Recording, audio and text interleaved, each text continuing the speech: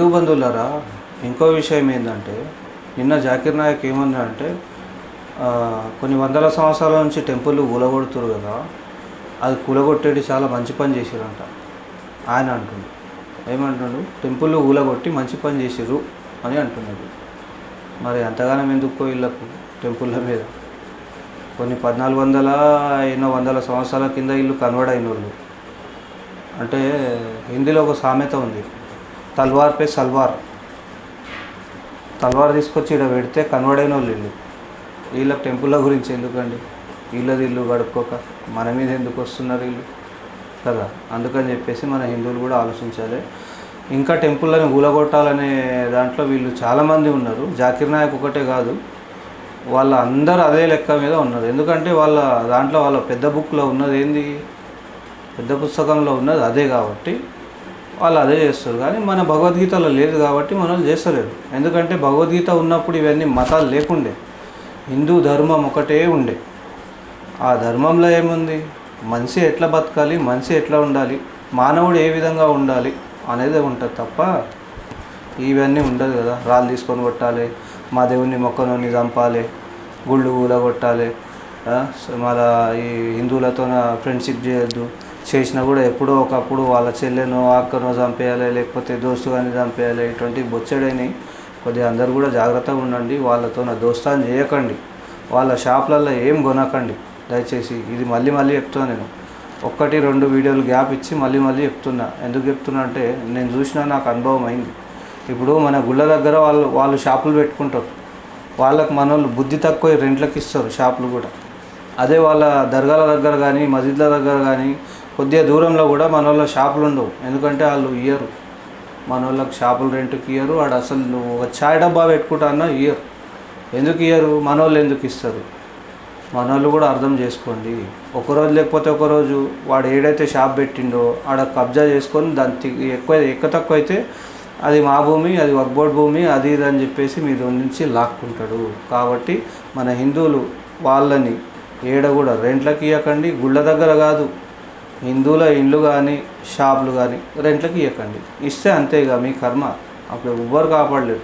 కోర్టులో పోయినా ఏం కాదు అది, ఎందుకంటే అట్లా ఉంది అది. వాళ్ళు అవన్నీ చేసుకురు. ఫస్ట్లో 70 సంవత్సరాల కింది నుంచి ఉన్న కాంగ్రెస్ ప్రభుత్వం ఇవన్నీ వాళ్ళకి ఫిక్స్ చేసి వదిలేసింది. ఎందుకంటే వాళ్ళకి వీళ్ళే కావాలి, వీళ్ళు ఇంపార్టెంట్. వాళ్ళకు బాంబులు వేసేటోళ్ళు, రాళ్ళు కొట్టేటోళ్ళు, మనుషులను చంపుకో తినేటోళ్ళు అంతా కావాలి వాళ్ళకు. కాబట్టి వాళ్ళు చేసిపోయిన చట్టం ఇది. ఈ చట్టాన్ని మన నరేంద్ర మోదీ గారు ఇంకా దాన్ని ఏడబెట్టాలను ఆడబెట్టిండు. కాబట్టి మన భారతదేశం ఇంత ఈడిదాకైతే ఉంది, హిందువుల గతి ఇట్లుంది. ఇప్పుడన్నా మన హిందువులు మేల్కోకపోతే, హిందువులు నిద్రల నుంచి ఇంకా రాకపోతే, అందరు కాదు కొంతమంది హిందువులు మేల్కోకపోతే ఇంకా గతి అంతే. మీరు ఎవరెవరైతే వాళ్ళకి షాపులు రెంట్కి ఇస్తారో అది పక్కా కబ్జా అయిపోతుంది.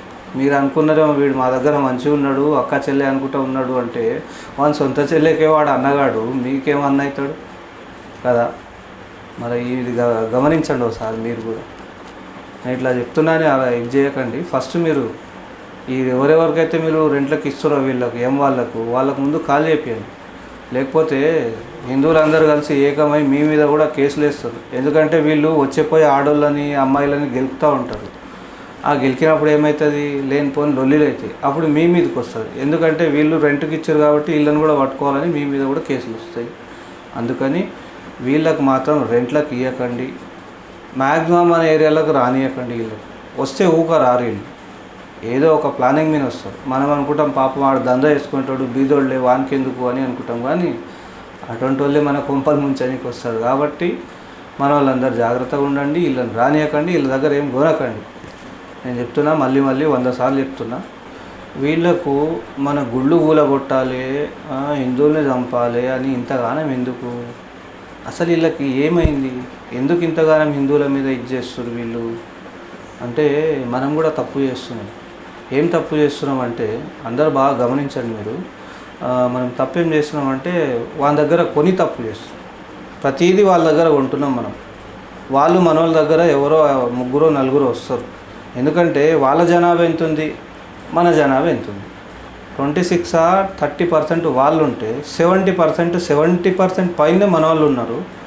అయితే మన వాళ్ళు అందరు కనుక వాళ్ళ దగ్గర కొనేది బంద్ చేస్తే వాళ్ళ గతి ఏమవుతుంది ఒక్కసారి అందరూ ఆలోచించండి. వాళ్ళని కొట్టొద్దు, తిట్టొద్దు. మనం ఇట్లా చేసేవాళ్ళు అంతా కొట్టి తిట్టి లాభం లేదు. జవాబు ఎట్లా చెప్పాలి? వాళ్ళ దగ్గర ఏం కొనొద్దు, ఎవరి దగ్గర అంతా మనోళ్ళ దగ్గర కొనాలి. మనోళ్ళ దగ్గర కొంటే మనోళ్ళు డెవలప్ అవుతారు. వాళ్ళ దగ్గర కొంటే వాళ్ళు డెవలప్ అవుతారు, మస్తు లాభపడతారు. ఆ లాభం వచ్చిన దాంట్లోకి వెళ్ళి ఏం చేస్తారు? గుళ్ళు కొట్టాలి, వాళ్ళని చంపాలి, లవ్ జిహాద్ చేసి అమ్మాయిని చంపేయాలి, కోసి ముక్కలు చేయాలి, హిందువుల ఇండ్లు కబ్జా చేయాలి, వక్ బోర్డ్ అని చెప్పాలి, ఇవన్నీ చేస్తారు. అదే వాళ్ళ దగ్గర మనం అందరం కొనేది బంద్ చేస్తే వాళ్ళ తిక్క కుదురుతుంది. కొనేది కానీ బంద్ చేస్తే ఏ సముద్రంలో ఏ నదిలో కొట్టుకుపోతారో తెలియదు. ఇదైతే పక్క. ఒకసారి అందరు కూడా ఆలోచించండి హిందువులారా, వీళ్ళకి ఎట్లా జవాబు చెప్పాలనేది అందరు ఆలోచించండి. మన వాళ్ళు అందరూ ఆలోచించాలి, లేకపోతే కష్టం. ఎన్నో సంవత్సరాల నుంచి హిందువులు కొన్ని వందల సంవత్సరాల నుంచి ఎన్నో దేశాలు వదిలిపెట్టి వెళ్ళిపోయింది ఉంది. అది మీరు హిస్టరీలో ఒకసారి చూసుకోండి కావాలంటే. ఏ దేశంలో ఎప్పుడెప్పుడు వదిలేసి వెళ్ళిపోయారు హిందువులు. ఆ వదిలేసి వెళ్ళిపోయిన హిందువులు ఏడు ఉన్నారు ఇప్పుడు? బతుకున్నారా, చచ్చిపోయారా, అది తెలియదు కదా. అందుకని చెప్తున్నా, ఇటువంటి పురుగులకు, ఇటువంటి చీడ పురుగులకు వీళ్ళ దగ్గర మనం ఏం కొనకుండా వీళ్ళకి దెబ్బ కొడితే ఆ దెబ్బకే మన కాళ్ళ మీద పడతారు వాళ్ళు వచ్చి. ఇది మాత్రం పక్క అందరు గుర్తుపెట్టుకోండి. ఇది వాళ్ళ దగ్గర మాత్రం ఏం కొనకండి దయచేసి. కొంటే మాత్రం వీళ్ళు ఎట్లా మన దగ్గరనే కొంటారు, వీళ్ళు పీకేదేం లేదు, వీళ్ళకి ఎంత చెప్పినా అంతే అని చెప్పేసి వాళ్ళు చేసే పని అనేది వాళ్ళు చేస్తూనే ఉంటారు. కానీ మన వాళ్ళకి అర్థం అవుతలేదు ఇంకా. వాళ్ళ దగ్గర ఏం కొనకండి అంటే అట్లా కొంటూనే ఉన్నారు. వాళ్ళకి లాభపడుస్తారు. మంచిగా వాళ్ళు బిల్డింగ్లు కట్టుకొని మంచిగా ఉండి మిగిలిన లాభం వచ్చిన పైసలల్లో వాళ్ళు టెర్రరిస్టులను తయారు చేసుకుంటా మన వాళ్ళ మీద ఇడుచుకుంటా. ఇంకా ఏంది, హిందువుల అమ్మాయిలని ఒక్కొక్క క్యాస్ట్లో ఒక్కొక్క అమ్మాయికి ఒక్కొక్క రేట్ ఫిక్స్ చేసుకున్నారు వాళ్ళు. లవ్ జిహాద్ చేసేలకు ఆ పోరానికి బైక్ ఇస్తారు, నెలకు 50,000 ఇస్తారు, పోనీకే రానికే పెట్రోల్ ఖర్చులు ఇస్తారు. ఇంకా వాడు ఇంకేడికన్నా పార్కులకు దీనిలోకి పోతే ఆ పైసలు, సినిమాలకు షికార్లకు పైసలు, బిర్యానీలకు పైసలు, అవన్నీ ఇచ్చి వాళ్ళ అవారగాళ్ళని అందరినీ మన హిందువుల అమ్మాయిల మీద వదిలిండ్రు. ఇంకా చాలా ఉన్నారు. పట్టుకుంటున్నా కూడా మన వాళ్ళు అయితే పోలీసు వాళ్ళు ఎంత అంటే పోలీసు వాళ్ళు కూడా ఏం చేస్తారు, కానీ మనం పోయి కంప్లైంట్ ఇస్తేనే వాళ్ళు కూడా చేస్తారు. వాళ్ళు లేకపోతే వాళ్ళు ఏం చేయరు. వాళ్ళు చూసినా కూడా వదిలేస్తారు. వాళ్ళకి ఎందుకు చెప్పండి, వాళ్ళ డ్యూటీ వాళ్ళు చేస్తారు. వాళ్ళకు కూడా మనం ఏమనొద్దు. అయితే అందుకని ఫస్ట్ అయితే మనం జాగ్రత్తగా ఉండాలి. మనం జాగ్రత్తగా ఉండి మన అమ్మాయిలకు కూడా చెప్పాలి ఇంట్లో, అమ్మ ఇట్లా ఉంది కథ, బయట ఇట్లా నడుస్తుంది, కోసి ఫ్రిడ్జ్లలో పెట్టేస్తారు మన వాళ్ళకు, కాబట్టి జాగ్రత్తగా ఉండండి. అమ్మాయిలు కూడా ఆ వాళ్ళ అమ్మాయిలతోనే ఫ్రెండ్షిప్ చేయొద్దని చెప్పండి. అదే కొంప ముంచుతుంది. ఇప్పుడు మన అమ్మాయిల దగ్గర వాళ్ళ అమ్మాయి వచ్చి ఫ్రెండ్షిప్ చేసి వాళ్ళ అన్ననో తమ్మునో దొరికొచ్చి లింక్ పెట్టేస్తుంది. దాని తర్వాత ప్రేమ కానీ నడుస్తుంటుంది, లవ్ జిహాద్. ఇంకా దాని తర్వాత మతం మారమంటారు, మారకపోతే చంపేస్తారు. ఇవైతే బొచ్చెడు జోగల మనం వింటూనే ఉన్నాం. మరి మీరు ఎంతమంది వినలేదా నాకు కామెంట్లో పెట్టండి దయచేసి. ఓకేనా హిందువులారా, వాళ్ళ దగ్గర కొనేది బంద్ చేయండి. జై శ్రీరామ్.